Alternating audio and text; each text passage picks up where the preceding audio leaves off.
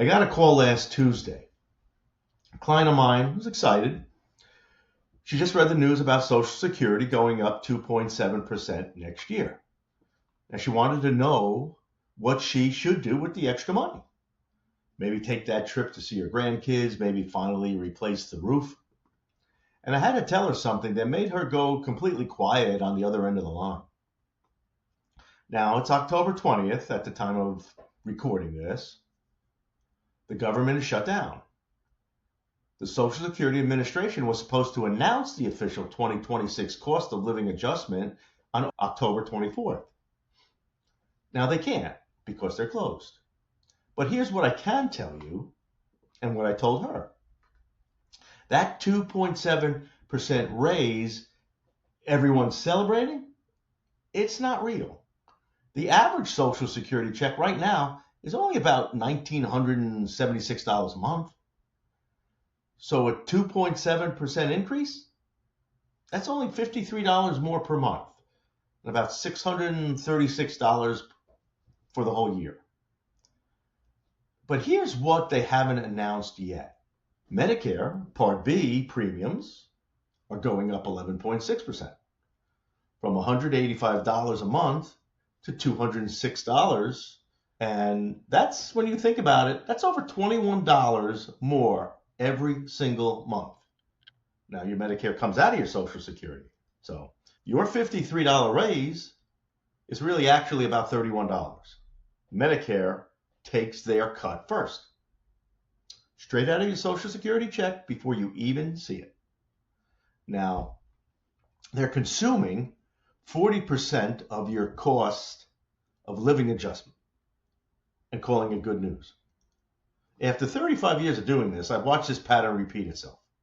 They announce the COLA like it's a victory, but Medicare premiums always go up right after that. Therefore, my clients who plan based on the headline number are always surprised in January because they don't think about the Medicare. Now, which is why I stopped celebrating this cost of a living adjustment announcement years ago. And here's what makes this one worse. The government can't even announce your benefits on time because they're shut down, but you can bet they'll have no problem deducting that higher Medicare premium come January. That should tell you something about what you can count on. I learned this lesson when I was 13 years old. I'm standing in our kitchen. My mother's on the phone with the bank. She's not crying. That's what I remember. She's not crying, which is somehow worse. She hangs up, looks at me, says, they can't help us. And my father's business, being that he just passed away, just collapsed. He paid into the system for 30 years, built relationships, played by the rules, and when he needed help, really needed it, the system said, sorry. That moment, standing in that kitchen, is when I learned. Institutions don't protect you when they're supposed to. They protect themselves. I'm making this video today because I've gotten 3 calls this week asking the same question. Should I wait to make retirement decisions until they announce the cost of living adjustment? And I realize people are putting their lives on hold. You may be one of them, waiting for a number that doesn't even mean what they think it means. And this isn't just about $20 a month. This is about a system you paid into for 40 years making promises it can't keep. The trust fund is projected to run out in 2033, as I'm sure you've heard. What that means is only 79% of the benefits are payable after that, unless Congress acts, which I do believe they will. And based on the fact that they can't keep the government open long enough to announce a COLA, how confident are you that they'll fix the Social Security in time? It does make you think. Now, most financial advisors are going to tell you, don't worry about it. They'll fix Social Security. This cost of living adjustment is good news. But I watched my father believe the system would protect him. Therefore, I don't build plans that assume institutions will deliver.